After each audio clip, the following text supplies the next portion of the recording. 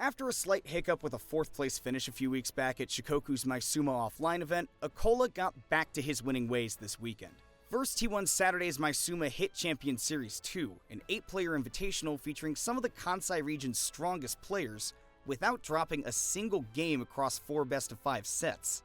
The next day, he went out and won Sumabato SP28 over Kome and Yoshidora, already his 5th open bracket win in an event with at least 100 players.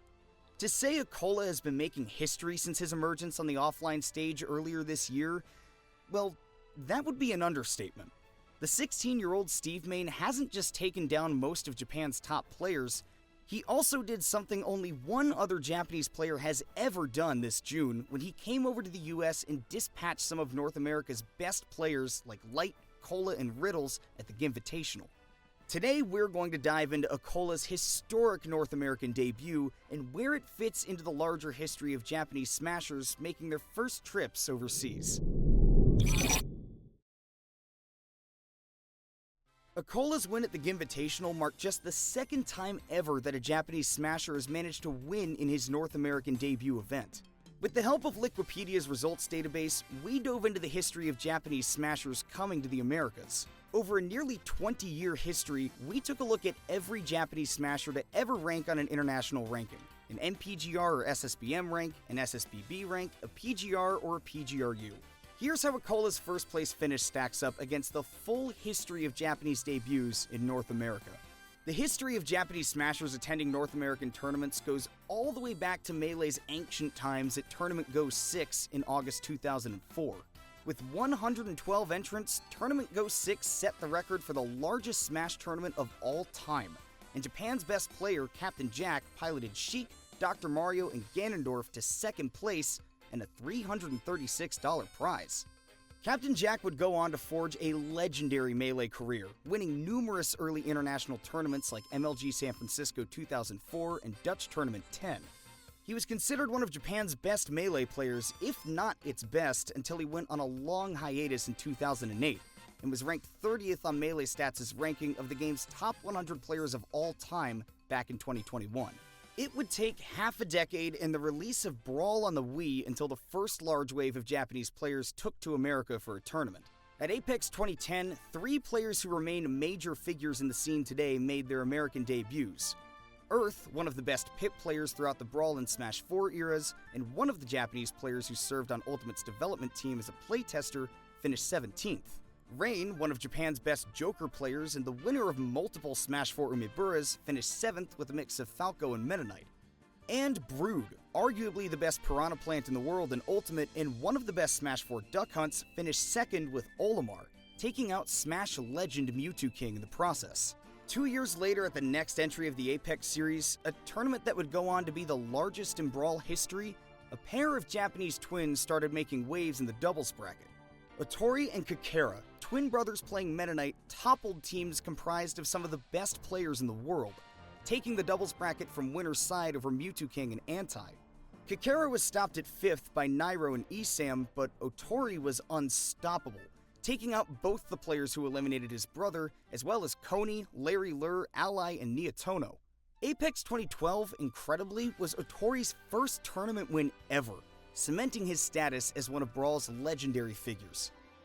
In the Smash 4 era, the rise of events like Frostbite that actively worked to facilitate travel from Japan to the United States led to more and more Japanese players coming over and getting the opportunity to show their skills on the North American stage.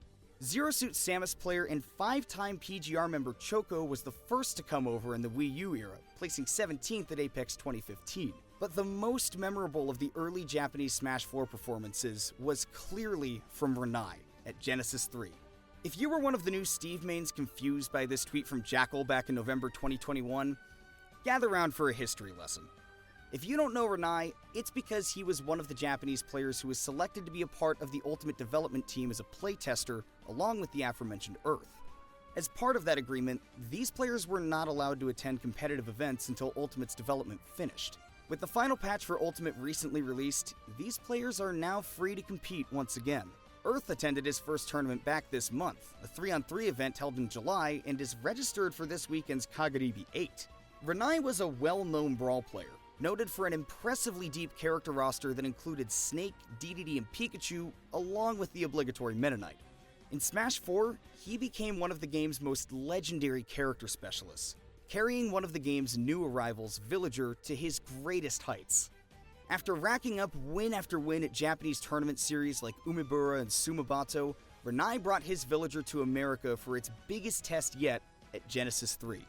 The Smash 4 meta in Japan was starkly different from its American counterpart, featuring far more of the mid-tiers Villager matched up well against. Some doubted Renai's Villager would stand up to the onslaught of top tiers he was likely to see in a stacked American bracket. Instead, at Genesis 3, he took out names like Mars, Ally, and Foe as part of a nearly flawless run to Winners Finals. He would even take Zero to Game 5 before falling to the Buzz for 3rd place in a truly atrocious matchup against Rosalina. Despite huge expectations placed upon him, Renai put together what has become one of Smash 4's most enduring performances. That same year at EVO 2016, Kameme exploded onto the world scene with yet another projectile character that had only seen sparing use at the top level in the West, Mega Man. Kameme's run to 2nd place at EVO 2016 was truly international, taking out one of his countrymen in Earth, the best player in Europe in Mr. R, one of the US's best in Void, and eventually the biggest win of them all, a 3-0 over Zero in Losers Bracket. With 2,662 players in attendance, EVO 2016 remains the largest Smash 4 tournament of all time.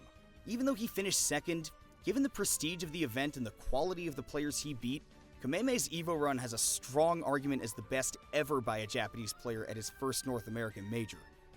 The next year would see a number of the Japanese players who have been forces in both Smash 4 and Ultimate make their North American debuts, with many coming over for one or both of Genesis 4 and the first iteration of the Frostbite series, events held within 3 weeks of each other in 2017. Debuts at these two tournaments include Brood, Raito, Umeki, and Kudo at Genesis 4, which included Brood's dramatic upsets over Zero and Zenodo. And at Frostbite 2017, we saw the debuts of Shutone, Ken, and T. That's T like the letter, the Link player who would go on to finish 3rd at Civil War later that year. We'll have more on T the Pac-Man in a bit. Here, Shutone would reach his first North American top 8 thanks to wins over Ally and Seagull Joe, becoming just the 9th Japanese player to top 8 his first North American tournament. But the standout at Frostbite 2017 was Sue, the best Lucario player in the world in Smash 4. Sue can still be seen occasionally playing Ultimate, rocking some character or other with a terrifying comeback mechanic. You can fully understand why he gravitates towards these characters watching his Frostbite 2017 run. If Sue could just live to about 70 or 80%, unlocking even mid-levels of aura for Lucario, he became a killing machine, making the crowd scream in fear after even the strayest of hits. On the way to 2nd place, Sue took out Tweak, Void, Kameme, and Salem. He also took a set off Zero and pushed him to the brink in Grand Finals as well, coming mere pixels away from taking the tournament before falling at 2nd. Was it the best debut by a Japanese player? Well, perhaps not. But was it the most exciting? I mean, ask anybody who was at Frostbite 2017 and their answer will be a definitive yes. There was one final big-time Japanese debut during the Smash 4 era from one of the country's youngest top Smash 4 players, T. And yes, it's the Pac-Man T this time. Opinions on Pac-Man's place on the Smash 4 tier list differed wildly between Japan and the West, and T was one of the big reasons why. After working his way into a few Sumabato top 8s, T was summoned to SoCal Regionals 2018 as part of the event's compendium. Once again, it set up for a fascinating clash of styles. T's Pac-Man, known for absurd setups and hyper-technical item play, versus the top-tier laden American meta with Cloud's massive disjoints and Bayonetta's projectile-nullifying witch time lurking around every corner. Or, worse, Rosalina and her gravitational pull. But that was no matter. T made it past one of Smash 4's best Rosalina players, 6-time PGR member Fallen, to win his pool. He would go on to take out Send, then still known as Bestness, and in Losers Bracket he defeated 2 of the top Japanese Duck Hunts, Raito and Tommy Shuka, who were also there as a part of the compendium. T's only losses came to Elegant as he finished 2nd, a result that would foreshadow his incredible success in the Ultimate era. As we only saw just over a year of tournament play in Ultimate before the pandemic hit in March 2020, major Japanese debuts have been sparse but memorable. Zachary took down Light and Sonics en route to a 5th place finish at the very first PGRU major Genesis 6 in January 2019, a legendary performance that we covered as part of last month's long form on Japan's wildcard. Protobanam's debut at 13th at CEO 2019 might not look super impressive on this chart, but it's worth considering the size of Ultimate tournaments compared to most of the Smash 4 and Brawl tournaments we're measuring against. Otori's win at Apex 2012 was at a 400-person event, the largest Brawl tournament of all time. EVO 2016 was a huge Smash 4 event, but Frostbite 2017 had 342 entrants, and SoCal Regionals 2018, T's debut, had just 142. CEO 2019 wound up with 1,164 entrants, and it was utterly stacked. Proto's 13th place finish came via losses to MKLeo and Nairo, and he picked up wins over WaDi and Peebnut on his way there. Similarly, Otorie's debut, the last before the lockdown period, can't be assessed without the context that it came at the largest Smash tournament of all time for any game in the series, EVO 2019. Otorie took out E-King, OJ, and lost to two PGRU players, Mars and Scat, for 49th. Japanese players made waves at other North American tournaments in the lead up to the lockdown period, like Frostbite 2020, where T and Zachary each made top 8. But part of what made Acola's appearance at the GIMVITATIONAL such an exciting Smash moment was that it had been nearly 3 years since we'd seen such a promising Japanese talent arrive in America with such hype on the level of a Zachary or a Renai. The fact that he lived up to it and pulled off something that hadn't happened since Otori a decade prior only adds to the heft of his accomplishment. It also puts into perspective how amazing Ashimo's run to 5th place at the GIMVITATIONAL was, even if it did get overshadowed a bit by Acola's win. True, this was a 16-player invitational and not the 2,000-plus entrant international bracket some Japanese players faced in their first go. But Ashimo's wins speak for themselves. By taking down Mars, Cosmos, and Light, he picked up 3 Legacy PGRU wins and 3 wins over players who will almost assuredly be on the upcoming PGRU V3. Few of the players on this list can boast wins like that from their first American tournament, and Ashimo's future on the major stage is looking like a bright one. Acola has shown absolutely no signs of slowing down since his trip to the United States for the GIMVITATIONAL, rattling off win after win and showing the power of Steve on a regular basis.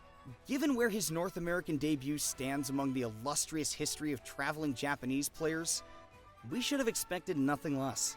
Acola will try to keep his hot streak going this weekend at Kagadibi 8, Japan's next major. Meanwhile, we'll also have our attention focused on the next stop on the Panda Cup, Smash Factor 9, Mexico's biggest tournament of the year.